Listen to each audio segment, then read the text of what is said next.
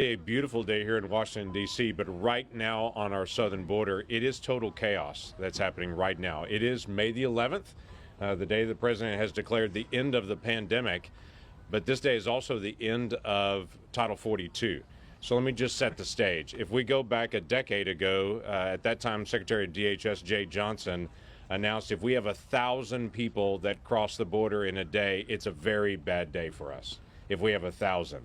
Fast forward to the earliest days of the Biden administration, and they stopped doing border wall construction. They announced a change in Title 42 policy to turn it down. At some point there, announced a shift in how they're handling family policies, and they suddenly had 4,500 to 5,000 people a day.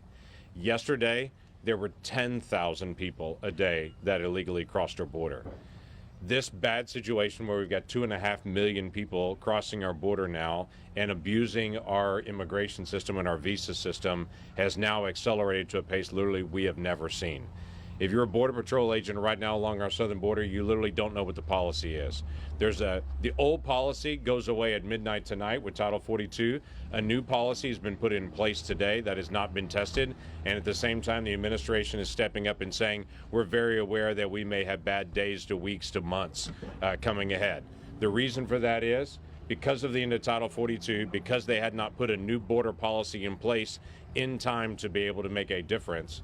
We have over 600,000 people just south of our southern border in shelters awaiting to be able to cross in the days ahead.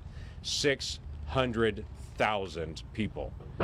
So what has happened is the administration has sent 1,500 military individuals to be able to go down to our border, not to be able to enforce the border, but to be able to handle transportation and processing people into the country.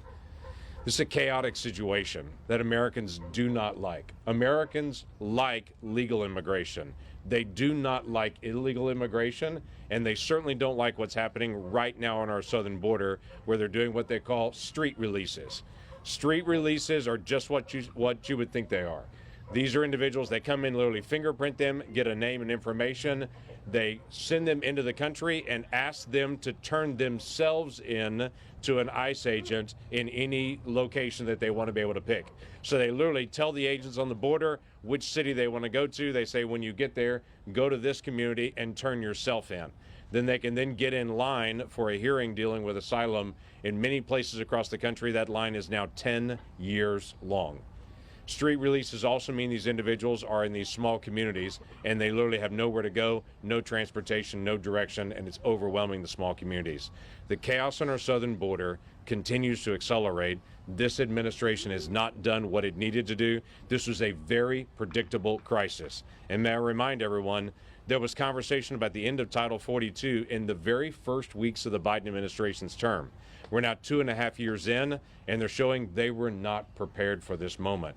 We have got to enforce our border and to be able to manage these crises in a way that just honors the law and honors the American people. This whole group of folks all is passionate about this. Most every one of them been down the border multiple times to be able to engage. They want to be able to also share what is happening in their particular states and what they're doing practically to be able to make this situation better.